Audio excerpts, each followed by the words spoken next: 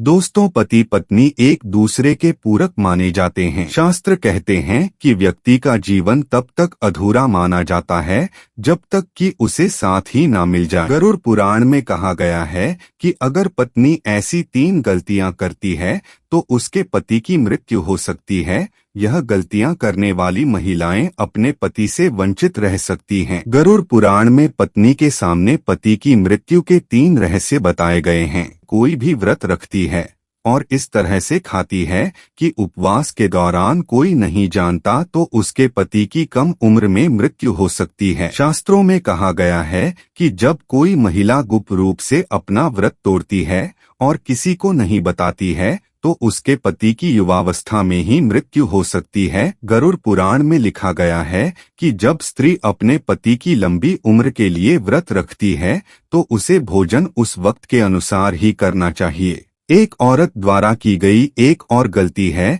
कि वह अपने पति को बार बार कसम दिलाती है। झूठ बोलना, पति से झगड़ना, पति की कसम खाना एक घातक पाप माना जाता है। निकट भविष्य में ऐसा रिश्ता टूट सकता है और पति की मृत्यु हो सकती। बहुत सी महिलाएं चौथ व्रत का पालन करती हैं और इसे ईमानदारी से निभाती भी हैं, लेकिन जैसे ही पति की झूठी कसम खाते हैं या पति को परेशान करती हैं तो इससे भी पति की मृत्यु हो सकती है। गरुड़ पुराण के अनुसार ऐसी गलती करने वाली महिला को अपने पति से वंचित होना पड़ता है। इसके अलावा गुरुवार के दिन बाल धोने से पति की कम उम्र में मृत्यु हो सकती है। बहुत सी महिलाएं चौथ व्रत का पालन करती हैं और इसे ईमानदारी से निभाती भी है, लेकिन जैसे ही पति की झूठी कसम खाते हैं या पति को परेशान करती हैं तो इससे भी पति की मृत्यु हो सकती है। वैसे देखा जाए तो महिलाएं अपने पति के लिए बहुत प्यार करते हैं, क्योंकि प्राचीन काल से ही हमारे समाज में वेदों पुराणों में पत्नी ने अपने पति को भगवान का दर्जा दिया है। लेकिन समय के चलते 8 चीजों में बदलाव आ गया है